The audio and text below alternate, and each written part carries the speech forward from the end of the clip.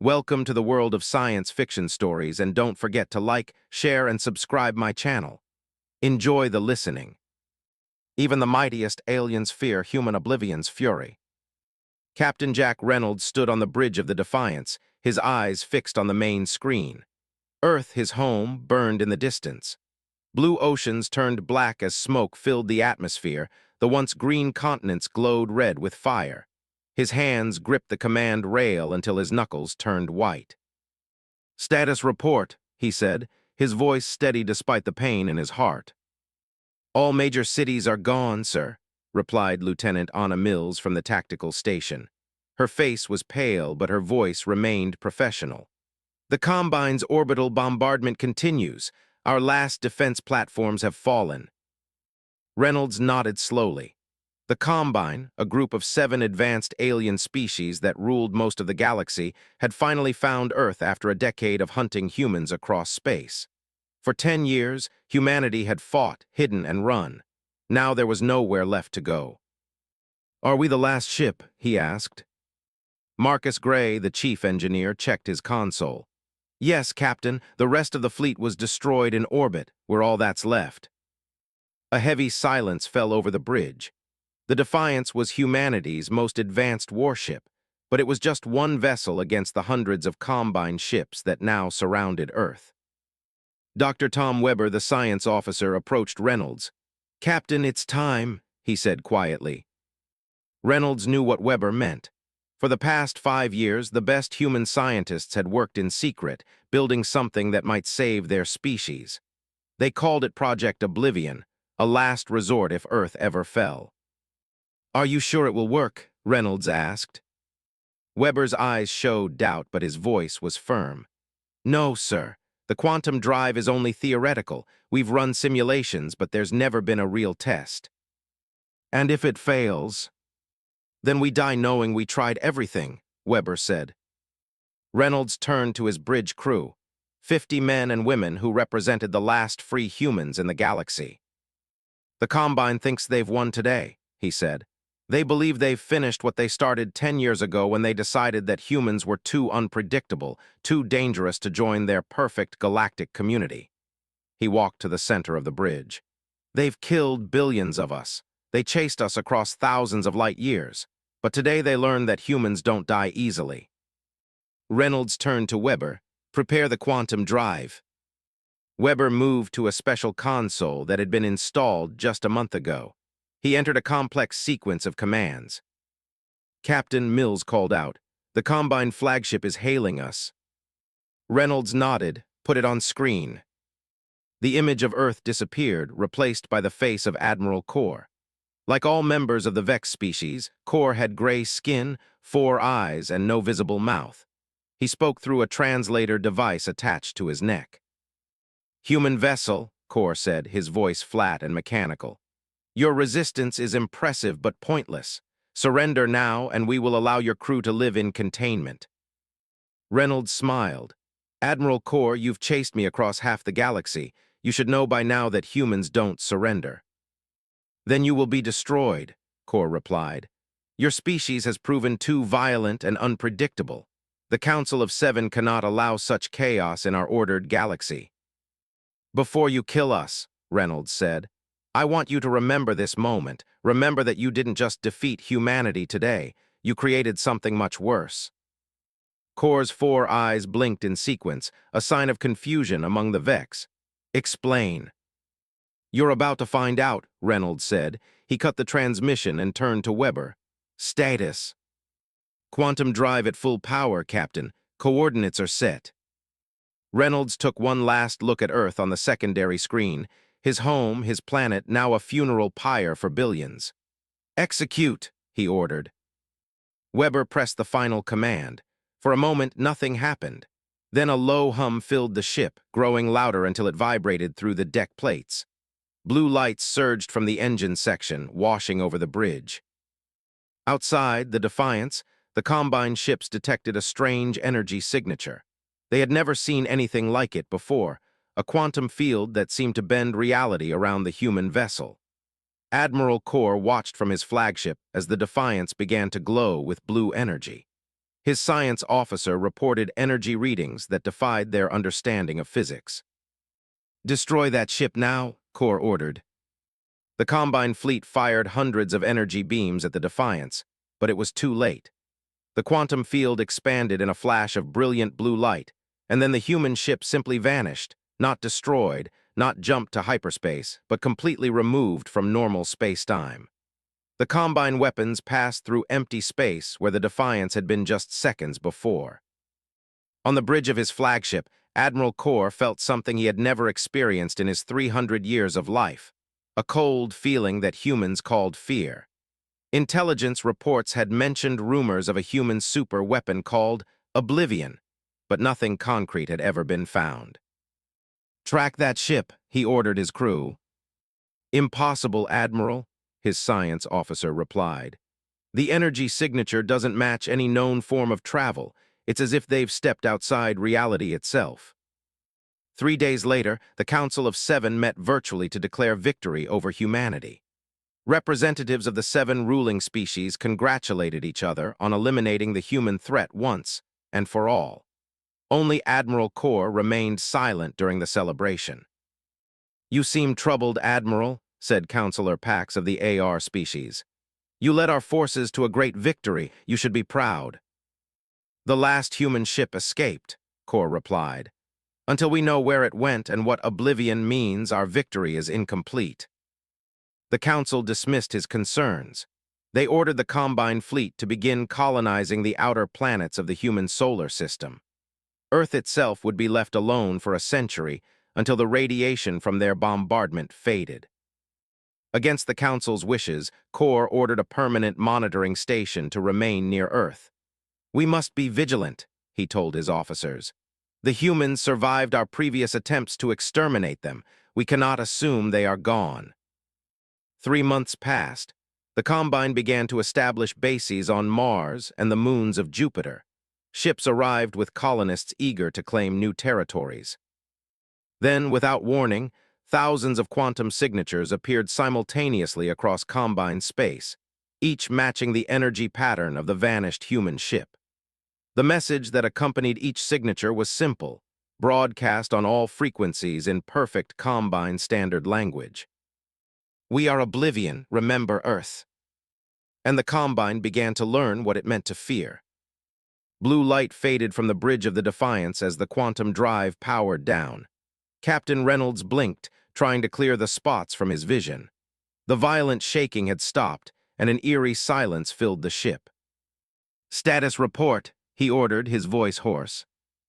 "All systems returning to normal," Marcus Gray said from the engineering station. "The quantum drive is offline but intact." Lieutenant Mills checked her tactical display. "We're somewhere else, Captain. No sign of the Combine fleet, no sign of Earth either." Dr. Weber worked frantically at his science station. "This can't be right," he muttered, running the scan again. "What is it, Doctor?" Reynolds asked. Weber looked up, his face pale with shock. "According to stellar positioning, we've moved about 20 light-years from Earth." "That's impossible," Mills said. "Even the fastest Combine ships would take weeks to cover that distance." "There's more," Weber continued, based on stellar drift patterns. He paused, checking his data again. "Captain, we haven't just traveled through space, we've traveled through time as well." A heavy silence fell over the bridge. "How far?" Reynolds finally asked. 5 years into the past," Weber replied. "The quantum drive didn't just move us through space, it took us outside normal spacetime completely." Reynolds walked to the main view screen, which now showed an unfamiliar star system. 5 years in the past. 5 years before Earth fell. 5 years before billions died. "Can we go back?" he asked. "Can we warn Earth?" Weber shook his head. "The quantum equations are incredibly complex. I don't think we can control where or when we emerge with any precision." He paused. "And even if we could, there's the question of temporal paradoxes, if we prevent the events that led us to activate the drive in the first place." "We might erase ourselves from existence," Reynolds finished. "Or worse," Weber said. "We could create a cascading temporal collapse that might destroy reality itself." Reynolds called his senior officers to the conference room. Mills, Weber, and Gray sat around the table, all still processing what had happened. "Let me understand this," Reynolds said to Weber. "We can't go back to our time, and we can't safely change history to prevent Earth's destruction."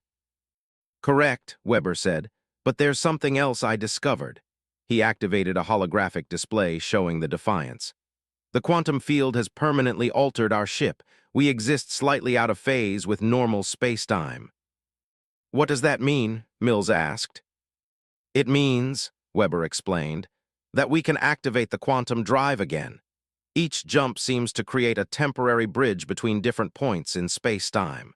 Theoretically, we could appear anywhere in the galaxy at any point within this 5-year window." Gray leaned forward, "And the Combine wouldn't be able to track us." "No," Weber said.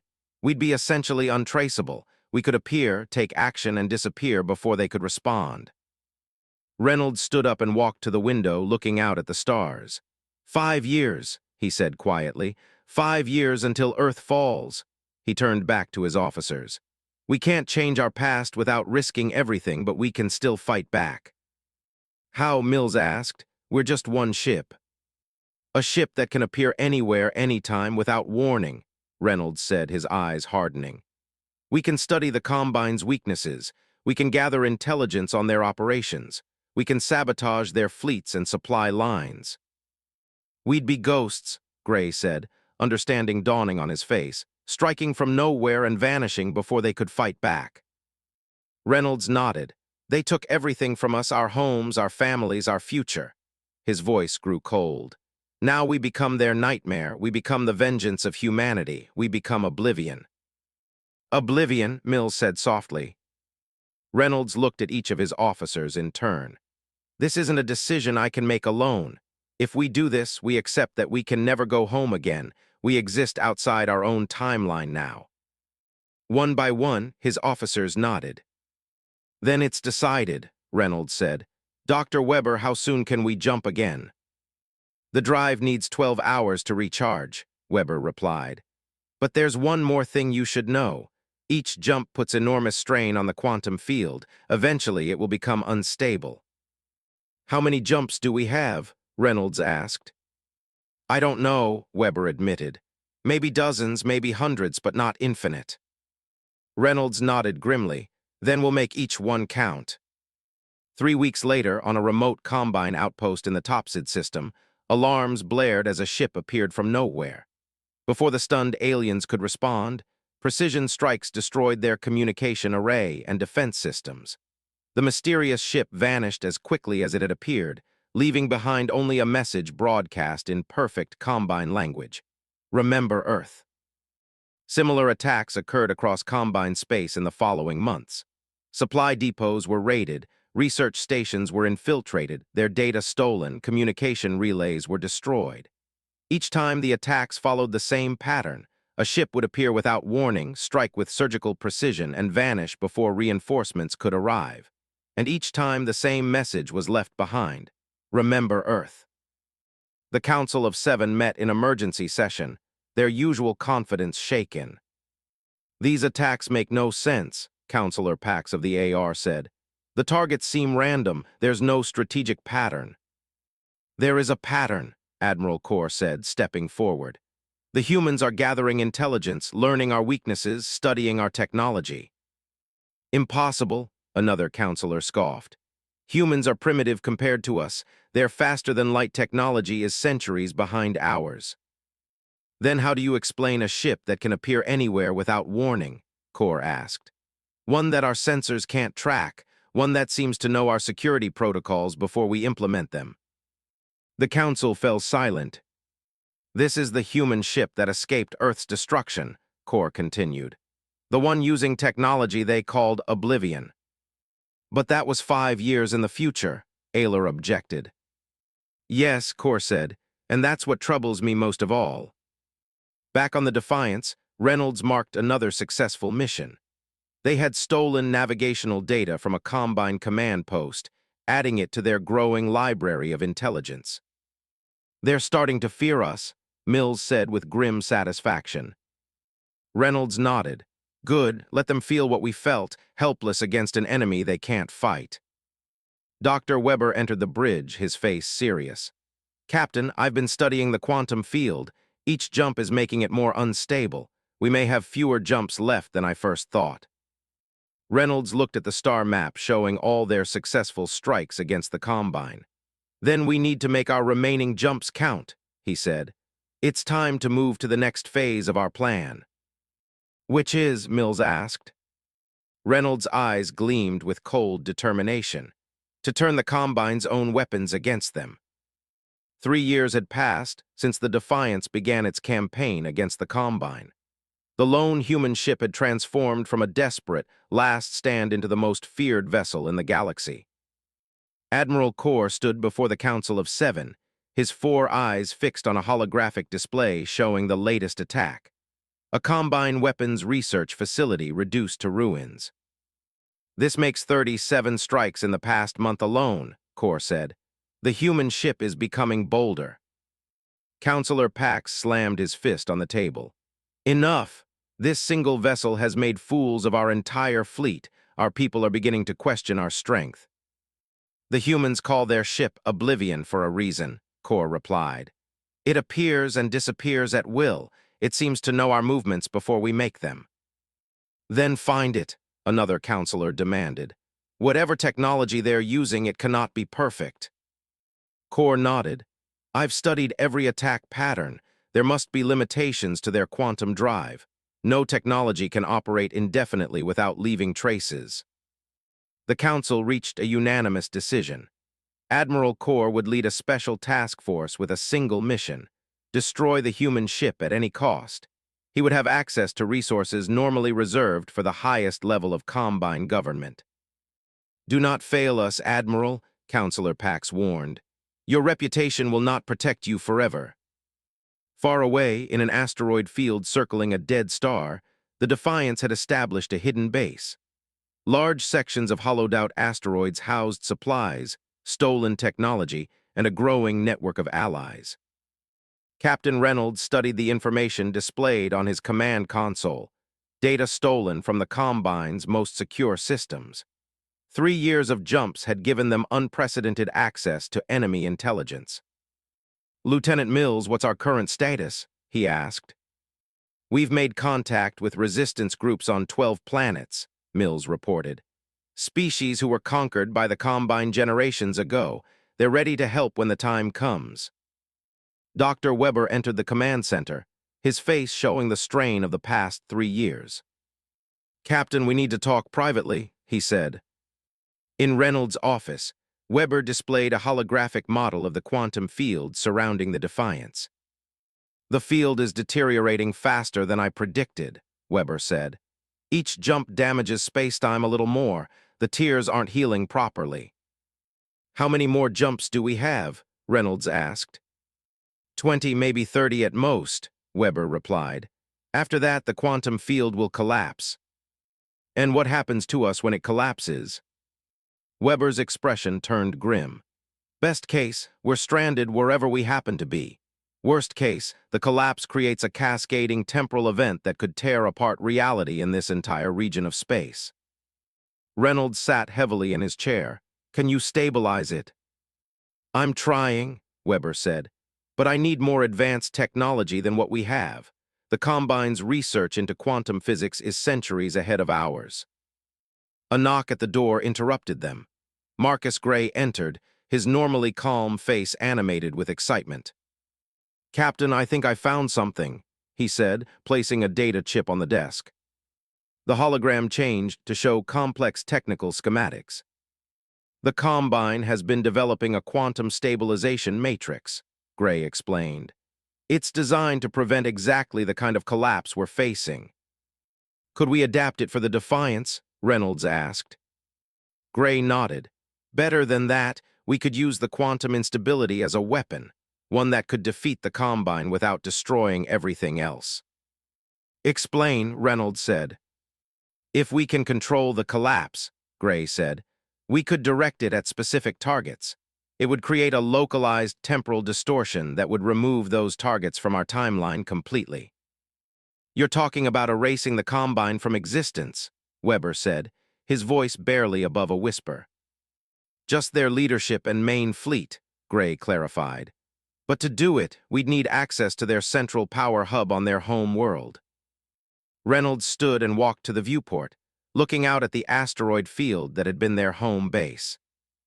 The most heavily defended location in the galaxy, he said quietly. Yes, sir, Gray acknowledged, but we might have an advantage they don't expect. Which is? Time itself, Gray said with a small smile. We exist outside normal time. What if we could use that more directly? Admiral Corps' task force had been hunting the Defiance for 6 months. They had analyzed every attack, searching for patterns, for weaknesses, for anything that might help them predict where the human ship would strike next. Corps sat alone in his quarters, studying the data yet again. Something about the attacks bothered him. The humans weren't just causing damage, they were gathering specific technologies and materials. He pulled up a list of everything reported missing after each raid. Power couplings, quantum stabilizers, temporal sensors, pieces of a puzzle he couldn't yet see. A sudden realization struck him. He accessed the most classified Combine research files, ones that even the Council rarely reviewed. There, he found theoretical work on manipulating timelines, on weapons that could alter reality itself. They're building something, he whispered to himself. Something that could threaten not just our fleets, but our very existence. Back on the Defiance, Reynolds called his senior officers together. The time had come to make a difficult decision. The quantum drive is failing, he told them. We have perhaps 20 jumps left before it collapses completely. Then we need to make them count, Mills said. Reynolds nodded. Dr. Weber and Mr. Gray have proposed a plan. It's dangerous, possibly suicidal, but it might be our only chance to strike a truly devastating blow against the Combine. He activated a hologram showing the Combine home world. We're going to hit them at their center of power, but to do that, we need to attempt something that's never been done before. What exactly? Mills asked. Reynolds looked at each of his officers in turn. We're going to recruit ourselves. Mills looked confused. The quantum drive doesn't just move us through space and time, Reynolds explained. It moves us outside of normal spacetime completely.